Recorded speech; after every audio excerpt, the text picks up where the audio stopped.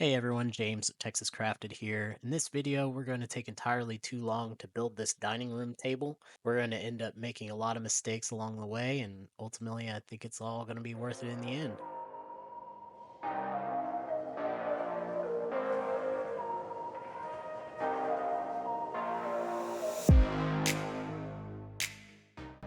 The wood species we're using for this is white oak, and it is very much in rough shape, so we're going to start by cutting all this in half. This will make it a lot easier to move around because this stuff's super heavy, and because we're making a round table, we don't have to worry about these being super long or anything like that.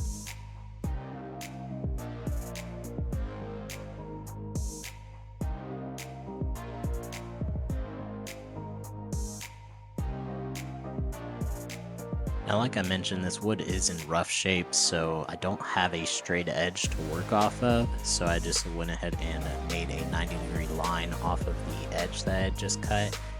I then took the track saw to cut that straight edge. Track saw just makes this a lot easier. However, it didn't quite cut all the way through in some spots just due to how uneven the wood is still because it's not flat on either side.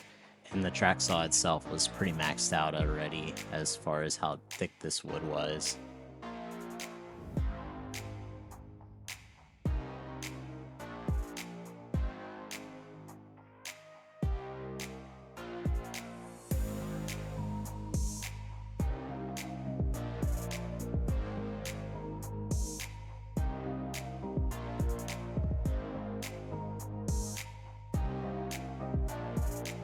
I repeated this process for the rest of the wood, and I'm really just trying to get this broken down to where I can send it through the table saw. So I need that straight edge for that. And then once I send it through the table saw, I'm just trying to get it narrow enough so I can send it through the planer, because the planer I have is a 12-inch planer. And this wood right now is a lot wider in some spots than 12 inches. So this is some pretty rough wood, but that's really kind of where the character for this table came in, and that's why I selected it in the first place. Normally, I mean, you wouldn't waste all this effort on some of this wood because it just really was twisted and cupped and all other kinds of stuff, a lot of checking in it. And so to get this wood mostly flat on each side, I used a process called skip planing where you take a little bit off each side, rotate the board, back and forth until they're relatively flat. And I did that on one board and then I used that board as a flat reference for the other ones. I used some shims and that cordless hot glue gun, which worked out really well.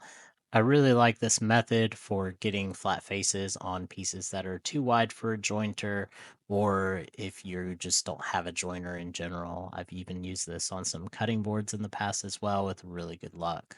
The one downside I would say to doing this method with these wide boards is they were heavy already as one piece, so stacking them on top of each other made it to where it was definitely a workout getting them through the planer. The only other downside I would say to using this method is, especially on this white oak, you have to clean up the hot glue afterwards, and because the pores on the white oak are so wide open, that hot glue just wasn't exactly wanting to come off super easily.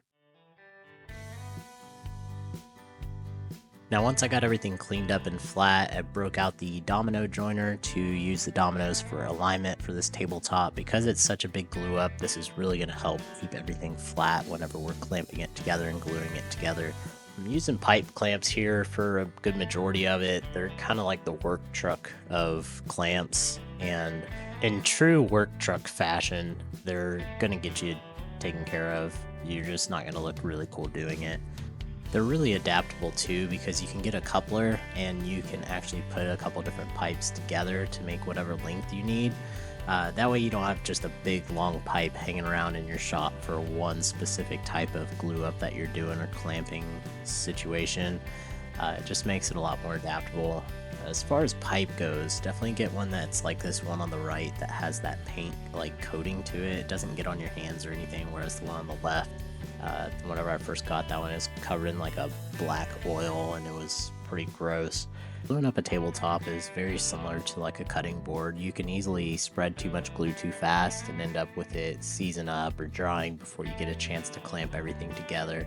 So definitely trying to focus on just doing one joint at a time here.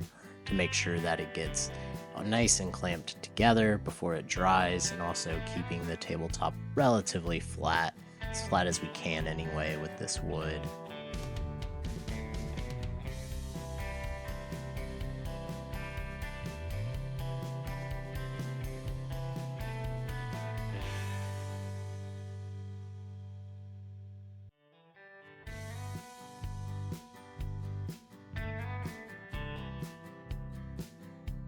Now, pipe clamps are definitely a good option, but they're not perfect by any means, and you can see here one of the reasons why is once that glue gets kind of built up on that pipe, it pretty much doesn't want to move, but nothing a little hammer can't fix. Another thing too is it can load up and bow that top once you start getting out to its longer lengths, just like that was, but take a little bit of pressure off of it and you'll be in good shape. Now you might be wondering how I came to the size on this table, and it was a really complicated calculation of how big does this circle jig go. Okay, that's as big as we're gonna make it. Luckily I had a super long bit in the router and was able to make it through this in multiple passes from the one side, but if not, you could always use like a jigsaw and a flush turn bit to finish it off. I'm using some packing tape here to cover up the back side of this table because we are going to be filling these voids with epoxy. There's quite a few voids on this table. There's a lot of people that like to use tuck tape or build a form or any of that stuff, and I suppose you could do that if you really wanted to, but I've always had really good luck using packing tape for this without any leaks or anything super bad. If you're doing a lot of epoxy, I definitely wouldn't do it, but for just filling voids like this, it's definitely more than adequate. The epoxy I'm using is Ice Cast by Ice Epoxy. I'm also using their pigments. I'm adding a little bit of yellow in addition to the black just to warm up the black. Sometimes if you use just the black and it's kind of thin in some areas, you can get like a blue tinge from that black pigment. So that yellow cancels that out and just warms up the black a little bit in those areas where it's a little thinner. In hindsight, I probably should have done a thicker flood coat on top of this table just to fill in all those voids and gaps. As you can see, it soaked up that epoxy more than I was expecting. This is definitely something that we'll have to address later on in the build. Now here's where this project started to go a little sideways. Right after starting this table, we had seen a house that was for sale that had a much larger shop. It was a 30 by 40. We've been currently working in a 2-car garage up to this point. So we put in an offer on the house and they accepted it, and everything that came along with that delayed this project. So we weren't able to finish this table before moving. So fast forward to after we moved, and here we are in the new shop about to make the metal table base. We'll go ahead and get this disclaimer out of the way. I am by no means a professional welder or a professional fabricator, but I know enough to get myself in trouble. Now, prior to actually cutting everything, I did sketch this out with some chalk on the floor just to see how I wanted this to look, and I had an idea in my head on what I wanted it to look like, very similar to like an oil derrick. You know, those oil squirty thingies, like them gold and them there hills. I guess that's gold. That's not really oil.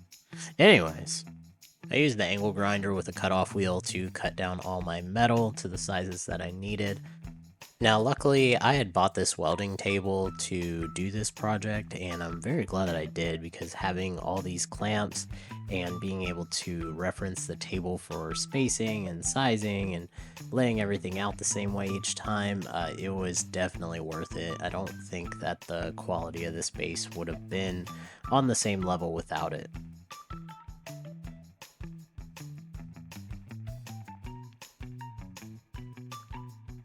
Now, once I got everything laid out, I went ahead and marked everything that needed to be cleaned up before we started welding. This steel doesn't have a painted coating or anything like that on it, but it does have what's called mill scale on it, which is from whenever they form the steel. And taking a little bit of time to clean off this mill scale in the areas that you're going to weld definitely results in a better quality weld, so it's definitely worth taking the time to go through with the grinder and clean up those areas before you start welding. The type of welding that I'm doing here is called flux core welding. It has a wire that has a material inside of it that when it burns, it creates its own shielding gas for your weld. You have to have a shielding gas around it so you don't get impurities into your weld. This is definitely the most DIY friendly type of welding, but it does leave a material on top of the weld that you do have to clean off once you're done welding. Now that I got 2 of the panels welded up and clamped to the welding table, I'm cutting some more flat bar to make the 3rd and 4th sides of this table base.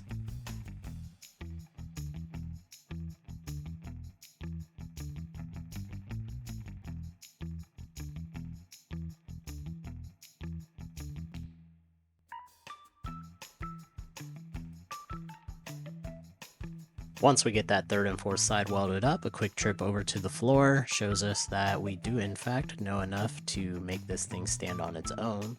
So I'm going to get started on the top of it. I gotta have something to mount that tabletop to. So I'm cutting some miters on the ends of this angle iron so that we can make a nice box for the very top.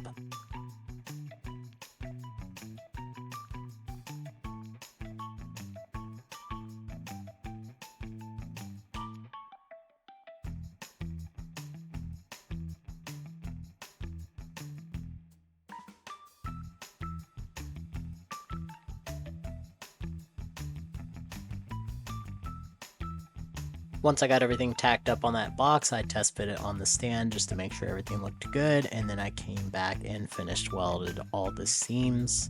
Wasn't exactly my best welding work, but it still did the job, and at the end of the day we're going to be grinding these down anyway, so it's really not that big of a deal. Once I got all those welds nice and ground down, I took it over to the base one more time just to double check the fit and make sure nothing warped too bad whenever I was welding it, grinding it. I went ahead and tacked the final corners on this so that I could go ahead and finish weld this top, and brought it back over to the welding table to finish that out.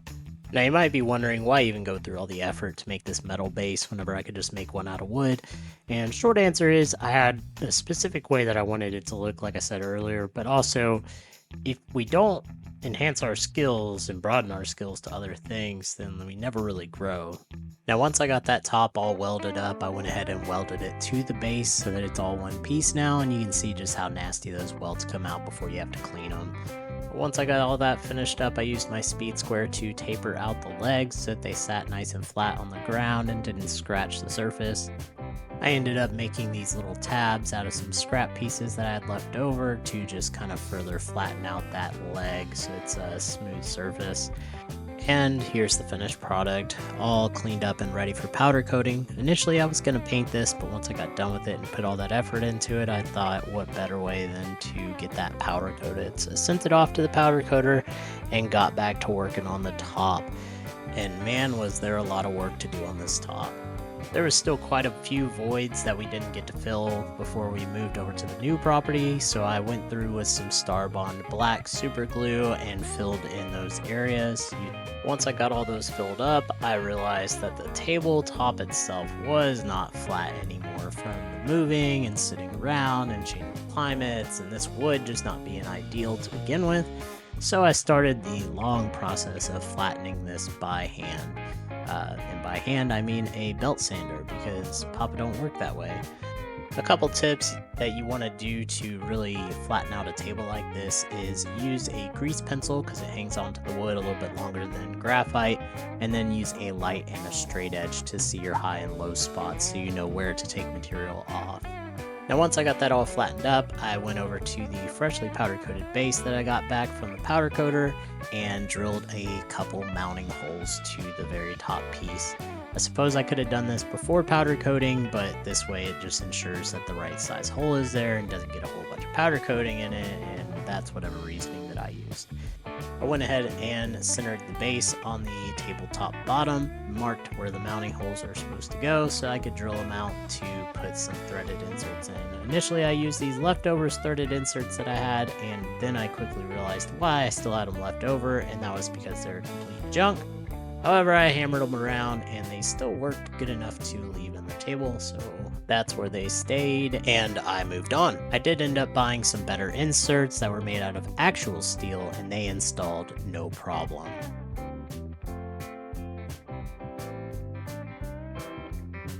After that threaded insert debacle, I took the base and did one more test fit on the top before we started doing finish on this, just to make sure everything's still lined up.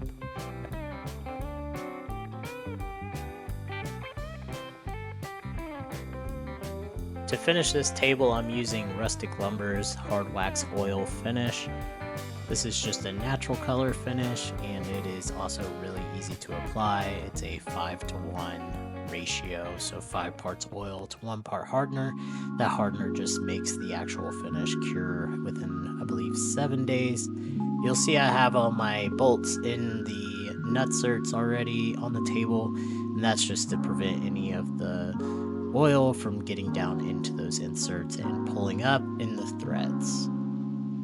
If you've watched this far and you've liked what you've seen so far, please consider hitting that like and subscribe button. It would really mean a lot to us so we can continue to put out this type of content for you. With that being said, here's the finished product. Let us know what you think about it in the comments down below, and thanks for watching.